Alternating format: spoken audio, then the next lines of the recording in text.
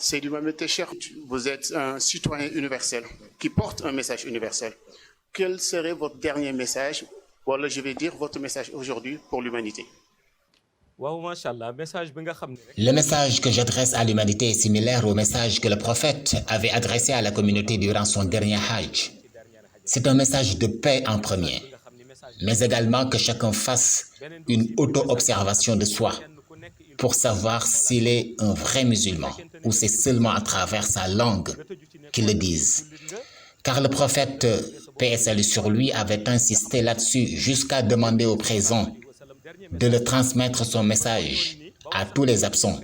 Il avait insisté à ce que chacun puisse se juger dans sa relation avec Allah, afin de savoir s'il est ou non dans les recommandations divines pour lesquelles Allah l'a amené sur terre.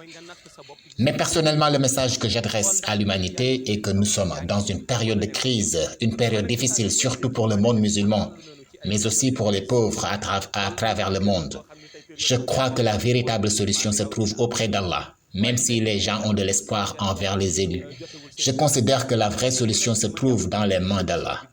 Donc c'est le retour aux sources que je vais proposer aux membres de la communauté islamique. Et cette source est le Coran, la sunna du prophète sallallahu alayhi wa sallam. Et sa lumière, car si on les applique, on aura ce que l'on recherche.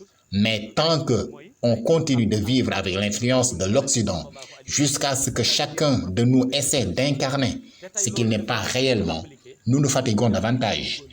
Je ne parle pas de ce qui a causé du retard en Europe, mais l'essentiel de ce qui nous a retardé en Afrique est le fait d'incarner une chose qu'on n'est pas ou d'accaparer un pouvoir qui ne nous appartient pas. Parmi tous les fléaux qui ont causé le retard de l'Afrique, je pense que ces deux-là en constituent l'essentiel. Tout le retard qui gangrène l'Afrique se résume à ces fléaux. Incarner ce qu'on n'est pas réellement et accaparer un pouvoir qui ne nous appartient pas.